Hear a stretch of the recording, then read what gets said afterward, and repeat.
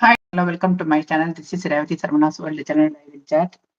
வாரங்கள் நண்பர்களே, எப்படி இருக்கீங்க? இன்றைய பொழுது எப்படி போயிட்டு இருக்கு? திங்கட்கிழமை ஒரே பரபரப்பு தான் இல்லைங்களா?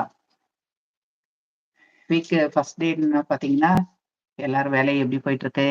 எல்லாம் ஜாப் போயிட்டீங்களா? எப்படி இருக்கீங்க? நல்லா இருக்கீங்களா? This is Revathi Saravana's world channel live in chat. Welcome to live chat. நேரலையே தொடர்ந்து பேசுவோம்.